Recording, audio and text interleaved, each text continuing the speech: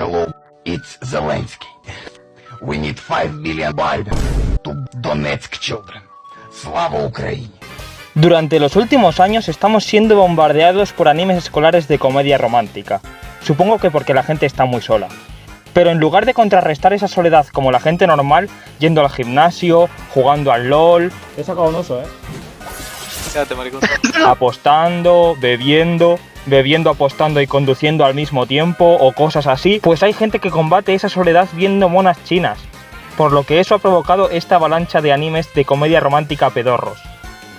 Y como en todos los géneros sobreexplotados, empezaron a aparecer muchísimas comedias románticas, solo que lo único que cambiaba era la mona china en cuestión. Pero el sombrero es nuevo. Como por ejemplo, esta oda al incesto, esta romantización del bullying, el de la infame cosplayer, el de los follaviejas, uno con Adam Sandler, otro con Dani Rovira, el de la marimacho, el de esta chica que tendrá serios problemas de espalda en 5 años como poco. Bueno, ya lo pilláis, que hay muchos, pero el que nos atañe en esta ocasión es el de la rusa que está en emisión ahora mismo, el cual es una obvia propaganda del Kremlin para intentar blanquear a Rusia.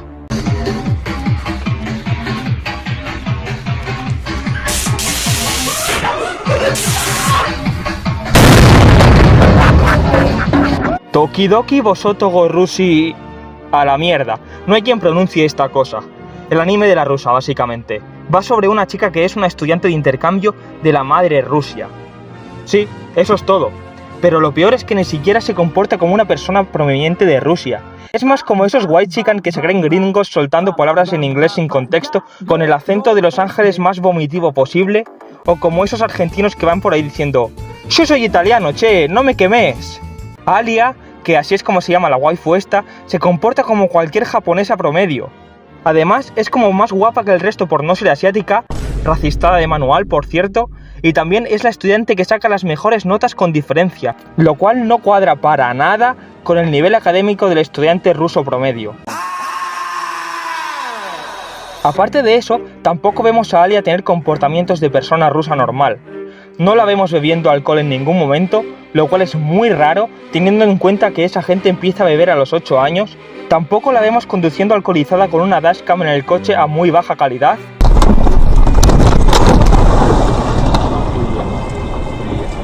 Tampoco se echa ni una triste partidilla al Counter-Strike. Ni tampoco va en ningún momento a sacarse fotos en bañador junto a un oso como haría cualquier mujer rusa promedio. Que por cierto, ya que estamos, voy a aprovechar para hacerles una pregunta a todas las mujeres que estén viendo este vídeo. O sea, como unas 7 personas y me estoy flipando diciendo ese número tan alto. ¿Vosotras con quién preferiríais estar en un bosque? ¿Con un oso o con Luis Rubiales? Pues para eso imagina que vamos caminando en un bosque. Nos vamos platicando, llegamos a un lugar, nos sentamos, comienzo a besarte. Un piquito. Pero bueno, pese a ser una propaganda prorrusa tan descarada, este anime está siendo un éxito. Así que como sé que hay muchos directores de casas animadoras viendo este vídeo, os voy a dar unas cuantas ideas para explotar este meta de waifus de países extranjeros. Así que empezaré por la waifu ucraniana, la competencia directa de Alia. Además, seguro que es más popular que la rusa. También tengo otras, como la waifu checa. La gracia de esta es que es profundamente alcohólica, pero el chico del que se enamora es abstemio. También tenemos la waifu francesa. Nah, venga ya, a esta ni agua.